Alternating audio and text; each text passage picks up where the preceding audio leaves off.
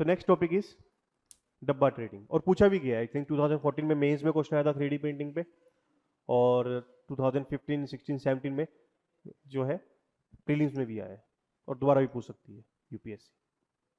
ठीक है, समझे? So next topic is dabba trading. तो डब्बा ट्रेडिंग क्या होती है? तो as the name suggest trading तो इकोनॉमी का पार्ट है। ठीक है, इसमें क्या है कि जो मुंबई के डब्बा वाले हैं वो टिफिन में जो है कुछ ना कुछ ले जाते हैं और पूरे मुंबई में ट्रेड करते हैं। ठीक है, ऐसा नहीं है। तो dabba trading is basically related to stock market. Dabba trading कहाँ होती है? स्टॉक मार्केट में। समझे? तो एनएससी ने जो है क्या किया कि दो डब्बा ट्रेडर्स को बैन किया। तो आपस में कर लो पहले, चाहे तो थोड़ी देर बाद डिस्कशन स्टार्ट कर लेंगे। जो मन किया मिटा लो, कितने दिनों बाद मिले हो आप आपस में, है ना? चलो थोड़ा डेकोरम मेंटेन रखो। डब्बा ट्रेडिंग जो है स्टॉक मार्केट में की जाती है। रिसेंटली नेशनल स्टॉक एक्सचेंज ने दो डब्बा ट्रेडर्स को बैन किया। ठीक है, और उन्होंने जो इन्वेस्टर्स हैं स्टॉक मार्केट में उनको भी वार्न किया कि वो डब्बा ट्रेडिंग ना करें। ठीक है, क्योंकि ये इलीगल प्रैक्टिस है। समझे? तो डब्बा ट्रेडिंग होती क्या है, उससे पहले आप स्टॉक मार्केट ट्रेडिंग समझो। तो ये सिंपल है, देखो कि जैसे एक होती है क्लोथ की मार्केट या ज्वेलरी मार्केट, ऑटोमोबाइल मार्केट, है ना, या ऐसी फूड ग्रेन मार्केट, अनाज मंडी जिसको बोल देते हैं, या सब्जी मंडी बोल देते हैं, vegetable market and so on. वैसी शेयर की भी एक मार्केट है जिसको हम क्या बोलते हैं, शेयर बाजार या स्टॉक मार्केट। तो इस बाजार में क्या बेचा जाएगा? शेयर्स बेचे जाते हैं, बॉन्ड्स बेचे जाते हैं, एक्सेट्रा। तभी इसको स्टॉक मार्केट बोलते हैं। ठीक है, तो जैसे बॉम्बे स्टॉक एक्सचेंज है, एक्सचेंज का मतलब क्या होता है? Market, Bombay stock market. ठीक है, या नेशनल स्टॉक एक्सचेंज है, वहां पे जाओ और वहां पे आप शेयर को खरीद सकते हो, बेच सकते हो, बॉन्ड्स को खरीद सकते हो, बेच सकते हो। समझे? क्लियर? तो किसी भी कंपनी के आप शेयर्स या बॉन्ड्स खरीद सकते हो, बेच सकते हो यहाँ पर। और इंडिया की जो सबसे पहली स्टॉक एक्सचेंज थी वो कौन सी थी? Bombay stock exchange. और बॉम्बे स्टॉक एक्सचेंज जो है एशिया की भी पहली स्टॉक एक्सचेंज थी, और इट वाज एस्टेब्लिश्ड इन 1875। और नेशनल स्टॉक एक्सचेंज और बॉम्बे स्टॉक एक्सचेंज ये इंडिया की दो प्रीमियर स्टॉक एक्सचेंज है। वैसे मैं बताऊं कि इंडिया में लगभग 20 से ऊपर स्टॉक एक्सचेंजेस हैं। लुधियाना में भी है, दिल्ली में भी है, चेन्नई में भी है, कलकत्ता में भी है, एक्सेट्रा। लेकिन फेमस कौन सी है? National stock exchange and Bombay stock exchange. क्यों? क्योंकि देखो लुधियाना स्टॉक एक्सचेंज में कौन सी कंपनी लिस्टेड होंगी? किस कंपनी के शेयर वहां पे खरीदे और बेचे जाते होंगे? जो लुधियाना में है, मैन्युफैक्चरर्स, है ना। दिल्ली में दिल्ली की कंपनीज वहां पे लिस्टेड होंगी। ऐसी चेन्नई में जो चेन्नई के आसपास की कंपनीज है उनके शेयर्स चेन्नई स्टॉक एक्सचेंज में लिस्टेड होंगे। Isn't it? लेकिन इंडिया में फेमस बॉम्बे और नेशनल स्टॉक एक्सचेंज है। ऐसा क्यों?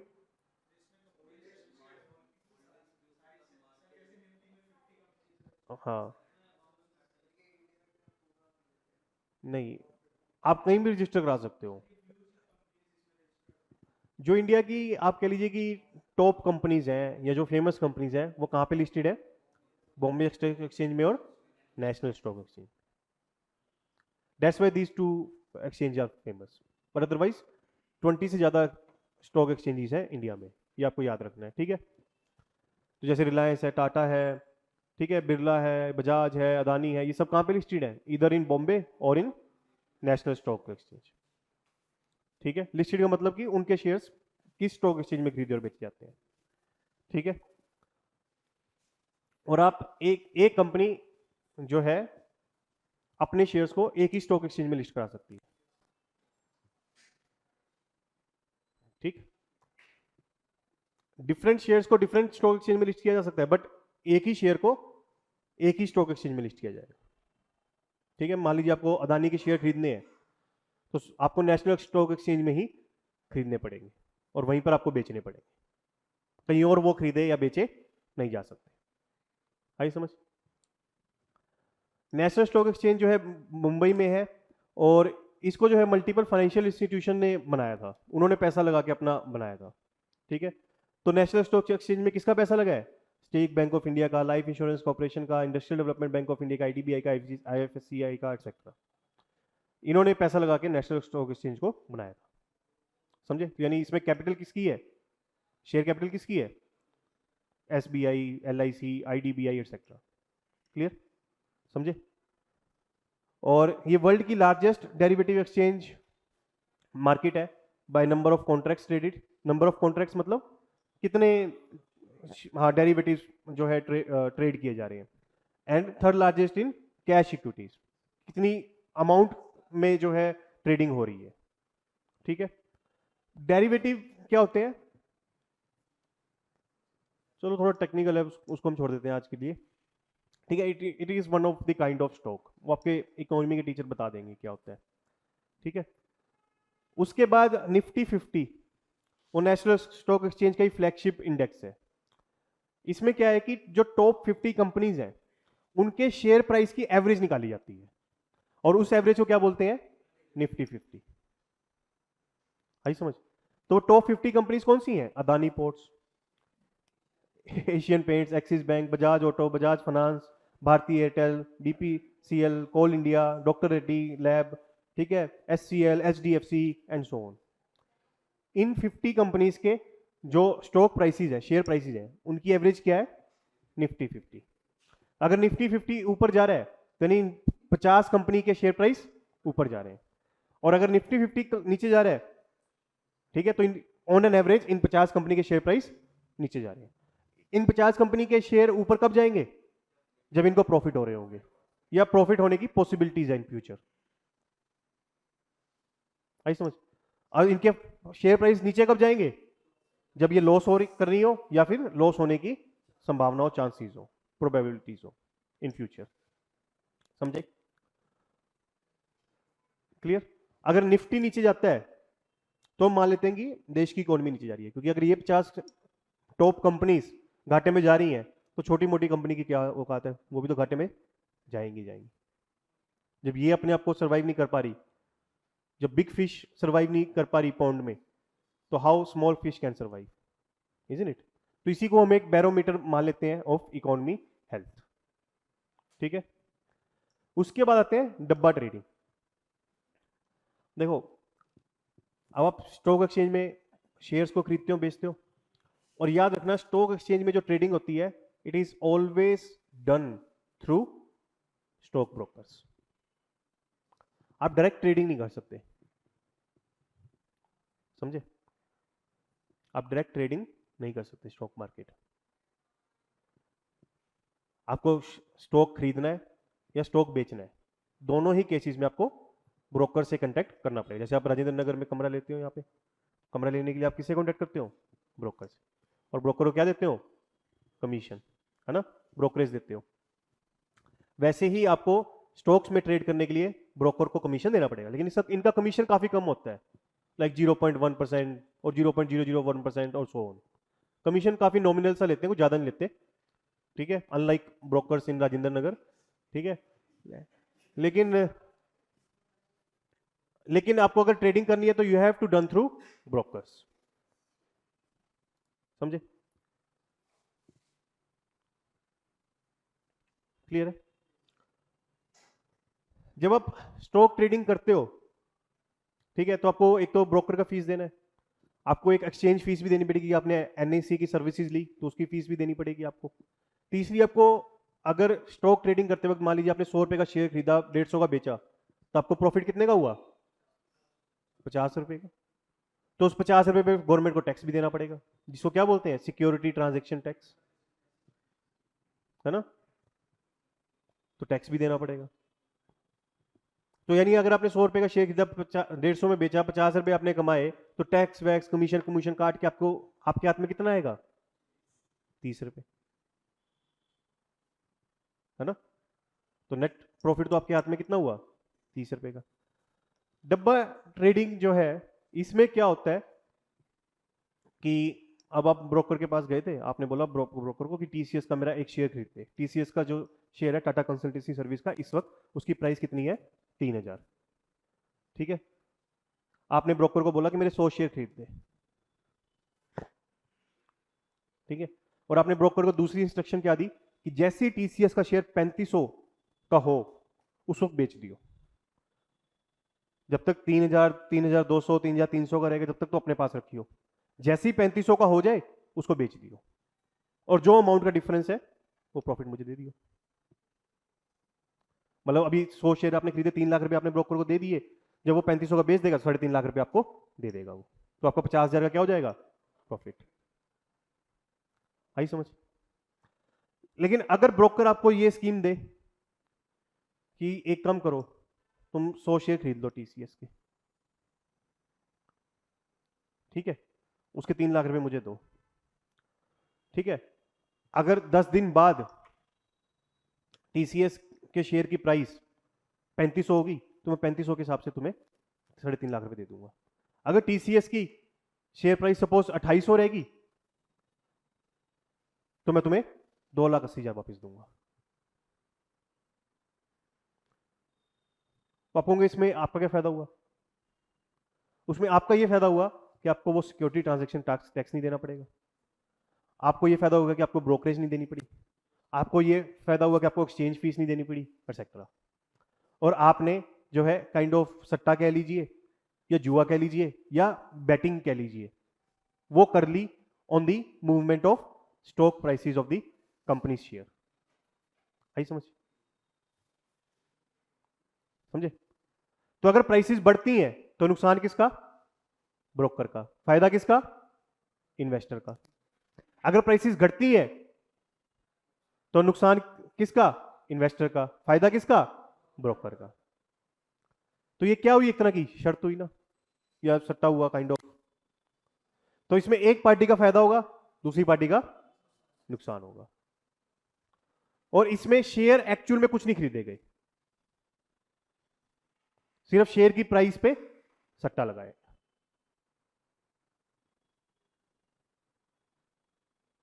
समझे? कि आपने कहा कि 3,000 के हिसाब से 100 शेयर टीसीएस के 3 लाख रुपए आपने मुझे दे दिए, और कहा कि 3 दिन बाद प्राइस देखेंगे, अगर वो चलेगी मान लो 4,000, तब तो 100 शेयर इंटू 4,000 रुपीज, यानी 4 लाख रुपए मुझे आपको वापस देने पड़ेंगे। तो नुकसान किसका? ब्रोकर का। आपने 1 लाख रुपए कमा लिए, आपको नेट 1 लाख रुपए मिलेगा। अगर मान लीजिए 4 दिन बाद प्राइस जो है 2,000 पे रहेगी, तो ब्रोकर आपको कितना लौटाएगा? 2 लाख, है ना? उसमें 1 लाख रुपए का नुकसान किसका है? आपका, और ब्रोकर का 1 लाख रुपए का फायदा। आई समझ? इसको क्या बोलते हैं? डब्बा ट्रेडिंग। अब इसको डब्बा ट्रेडिंग क्यों बोलते हैं? अब जैसे मान लो आप यूनिवर्सिटी में हो, आप ना अपने घर से दूर हो, एक तो आपके माँ बाप को आपको पैसे पहुंचाने हैं, है ना? एक तो तरीका ये है कि वो बैंक में जाए, पैसे डिपॉजिट करें आपके अकाउंट में, फिर आप जो है एटीएम में जाओगे और अपने बैंक अकाउंट से पैसे विड्रॉ करोगे। लेकिन इसमें खिचपिच बहुत है ना, बैंक तक जाना पड़ेगा, पेट्रोल का खर्चा भुगतना पड़ेगा, पैसे जमा करने पड़ेंगे, अगर छुट्टी हुई तो वापस फिर आना पड़ेगा, अगले दिन फिर जाना पड़ेगा, फिर पैसे जमा होंगे, फिर आपके अकाउंट में आएंगे, फिर आपको एटीएम तक जाना पड़ेगा, पैसे विड्रॉ करने पड़ेंगे और सेफली घर तक लाने पड़ेंगे, रास्ते में किसी ने चुरा लिए तो, है ना? तो किसमें कितना झंझट है ना। दूसरा तरीका क्या है कि आपके माँ बाप को पता है कि आपके शहर से एक बस जाती है आपकी यूनिवर्सिटी तक, उस बस ड्राइवर को बोला कि ये टिफिन है, मेरा बच्चा खाता है, घर का खाना है इसके अंदर, वो दे देना।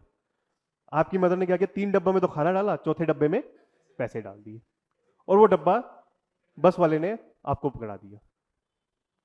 समझे? तो इसमें जो कैश की ट्रांसफर है वो फास्टली हुई कि नहीं हुई, है ना? विदाउट एनी चार्जेस हुई कि नहीं हुई? तो इसी ये क्या हुई? डब्बा ट्रांसफर, है ना? तो इसीलिए इसको क्या बोलते हैं? डब्बा ट्रेडिंग। वेस्ट में इसको क्या बोलते हैं? Bucket trading. ठीक है, बकेट ट्रेडिंग। समझे?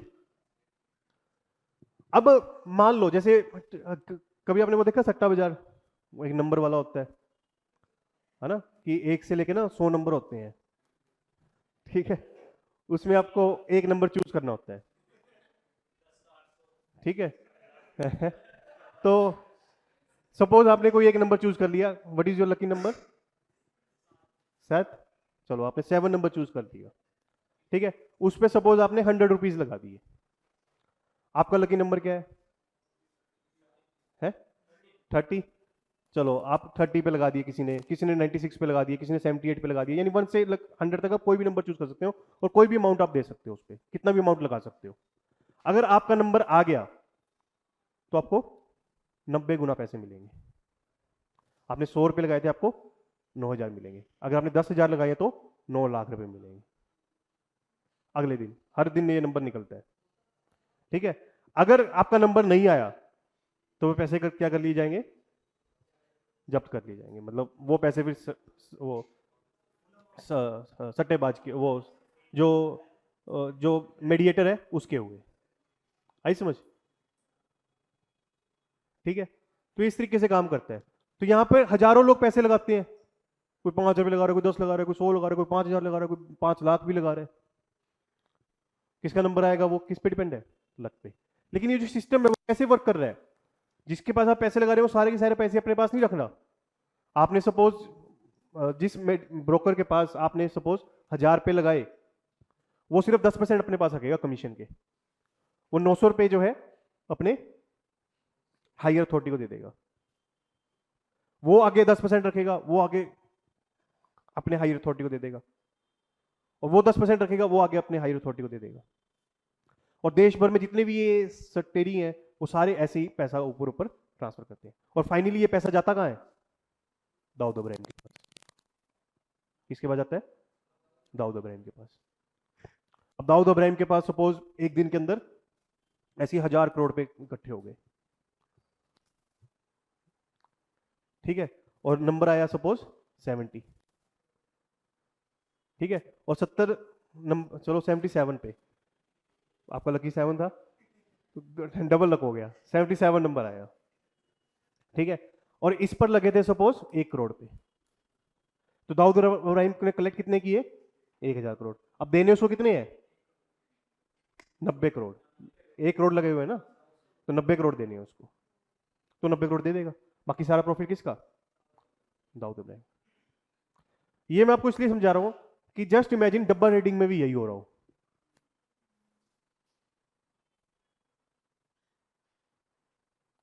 समझे? कि आप मेरे पास आए, बोले कि टीसीएस के 300 शेयर खरीदने हैं, ठीक है, 3,000 का एक है, ये लो 9 लाख रुपए। अगले दिन शाम को जो प्राइस होगी उसके हिसाब से मुझे रिटर्न कर देना। शाम को अगर प्राइस 4,000 होगी तो मैं आपको 12 लाख रिटर्न करूंगा, अगर 2,000 रहेगी तो 6 लाख रिटर्न करूंगा, ठीक है। कोई दूसरा आ रहा है, वो बजाज पे लगाना चाह रहा है ऐसी, कोई तीसरा आ रहा है वो एशियन पेंट्स पे लगाना चाह रहा है, कोई चौथा आ रहा है वो डॉक्टर रेड्डी पे खेलना चाह रहा है ना।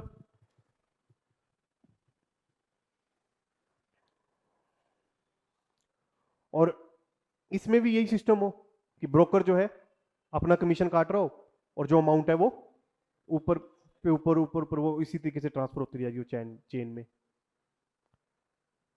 है ना। और जो फाइनल रिजल्ट आ रहा है उसी के बेस पे फिर पैसे वापस किए जा रहे हैं और नेट प्रॉफिट देखा जा रहा है कि बाद में कितना बना कितना नहीं बना। So there is a possibility कि पैरेलल ट्रेडिंग नेटवर्क भी यहां पर क्रिएट किया गया है इन डब्बा ट्रेडिंग, जहां पे सिर्फ क्या हो रहा है? सट्टाबाजारी हो रही है on the stock price movements. समझे? क्लियर है?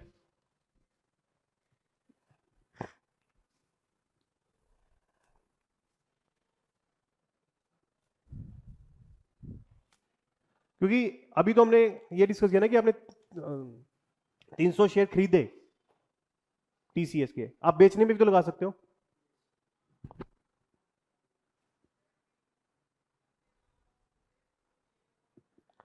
या ब्रोकर को जाके बोल रहे हो कि मैं 5,000 शेयर बेचता हूं टीसीएस के,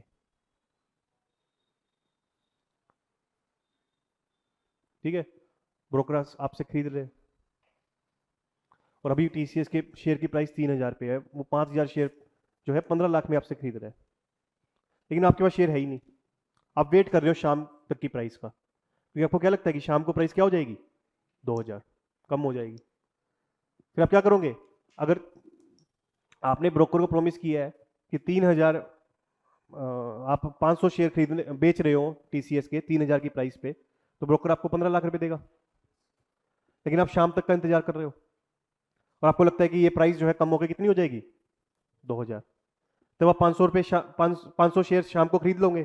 शाम को आप 500 शेयर खरीदोगे तो आपने कितने के खरीदे, 10 लाख के।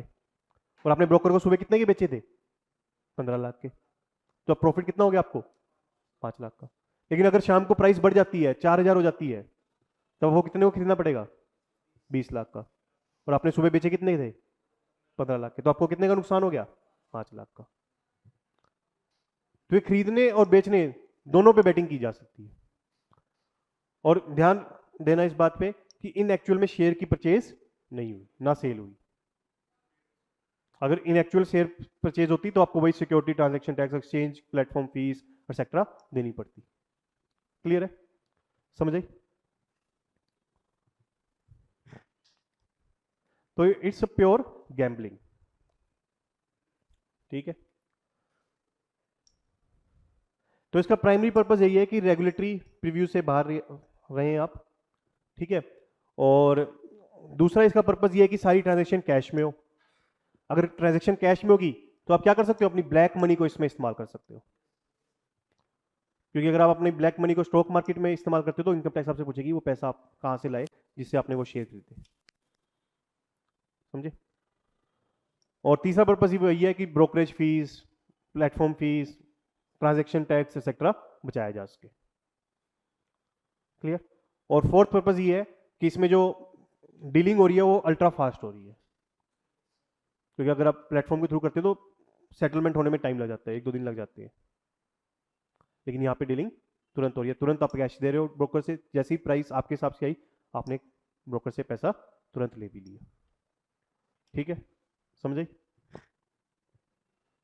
और ये सारे इनफॉर्मल रिकॉर्ड होते हैं, इसमें कच्चा रिकॉर्ड रखा जाता है, कोई पक्की किताबें नहीं रखी जाती। ठीक है, और demand draft receipt, cash receipt, चलान सेक्टर के थ्रू ये किया जाता है।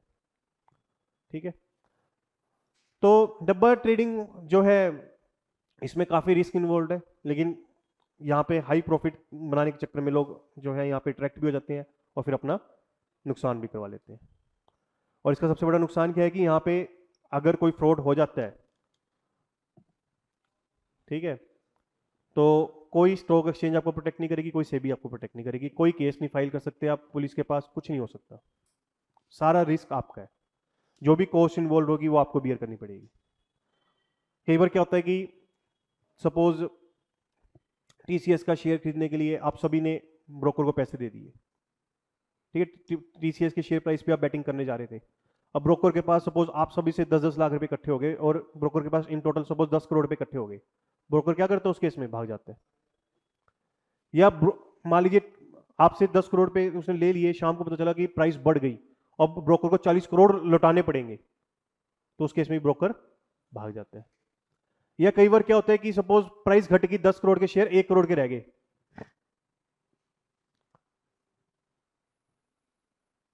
अब आपसे ब्रोकर को पैसे लेने हैं, तो उस केस में ब्रोकर क्या करता है, गुंडों का इस्तेमाल करता है, रिकवरी एजेंट्स का इस्तेमाल करता है to get money back from you. और उस केस में आपकी जिंदगी क्या हो जाती है, नरक हो जाती है। ठीक है, समझ आई? सो दैट्स व्हाट डब्बा मार्केट इज।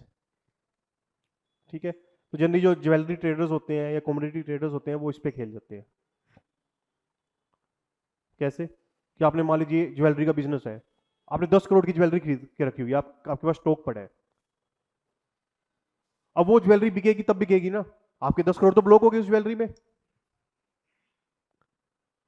तो आप क्या करोगे, डब्बा ट्रेडिंग करने लग जाओगे। आप ब्रोकर को बोलोगे मैं टीसीएस के शेयर के प्राइस पे खेल रहा हूं, ये ज्वेलरी में गिरवी रख रहा हूं जो पड़ी है मेरी स्टॉक में, ठीक है, 5 करोड़ के मेरे शेयर खरीद दे, शाम को जो प्राइस होगी उस पर मुझे पैसे दे दिए उसके बेसिस पे। समझे? तो सुबह 5 करोड़ के शेयर खरीदे, शाम को अगर 7 करोड़ हो गए तो ब्रोकर उसको 7 करोड़ दे देगा। अगर शाम को 3 करोड़ रहेगी तो ज्वेलरी वाले को अपनी वो ज्वेलरी ब्रोकर को देनी पड़ेगी। समझे? ये 5 करोड़ के सुबह खरीदे थे, ज्वेलरी वाले ने कोई पैसा नहीं दिया क्योंकि उसके पास पैसे है ही नहीं, कैश है ही नहीं, उसके पास क्या है, ज्वेलरी है। शाम को अगर 7 करोड़ की प्राइस वैल्यू होगी तो वो 2 करोड़ का जो डिफरेंस है, जो प्रॉफिट है, वो तो ब्रोकर दे देगा ज्वेलरी ओनर को। अगर 3 करोड़ के शेयर रह गए यानी 2 करोड़ का नुकसान हो गया ज्वेलरी ओनर को, तो उसकी 2 करोड़ की ज्वेलरी लेके चला जाएगा। इसीलिए जिनका पैसा फंस जाता है इन ज्वेलरी या प्रॉपर्टी, रियल स्टेट वाले या कॉमोडिटी वाले, कि भाई कॉमोडिटी वाले होते हैं जैसे जो मान लीजिए आप कॉपर वायर बनाते हो, तो आपने कॉपर खरीद लिया 5 करोड़ का, आपका पैसा फंस गया वहां पे, अब वो वायर बनेगी बिकेगी आगे, तो उसमें टाइम लग जाएगा 1-2 साल। तब तक आप प्रॉफिट कैसे कमाते हो, डब्बा ट्रेडिंग करके। किसी ने एल्यूमिनियम खरीद लिया, किसी ने स्टील खरीद लिया, या किसी ने आयरन खरीद लिया एंड सो ऑन, उसका पैसा वहां ब्लॉक हो जाता है, तो वो अपने प्रॉफिट कहां से रिकवर करता है, डब्बा ट्रेडिंग। समझ पा रहे हो ये कैसे सिस्टम वर्क कर रहा है, ठीक है। तो लीगल स्टेटस क्या है कि देखो ये ऑफेंस है under security contracts regulation act 1956, crime है ये, और जो डब्बा ट्रेडिंग करता है उसको 10 साल तक की सजा हो सकती है और 25 करोड़ तक का फाइन हो सकता है, और उसको परमानेंटली बार्ड या प्रोहिबिटेड किया जा सकता है to trade in stock markets, ठीक है। और इसमें इश्यूज वही है कि गवर्नमेंट को टैक्स नहीं मिलता, वो सब हमने डिस्कस कर ही लिया सारा, ठीक है। और वोलेटिलिटी बहुत रहती है इसमें, कुछ नहीं पता प्राइसेस कहाँ चली जाए, तो इसलिए नेशनल स्टॉक एक्सचेंज ने रिटेल इन्वेस्टर्स को वार्न किया है कि वो डब्बा ट्रेडिंग ना करें, ठीक है, समझ आई।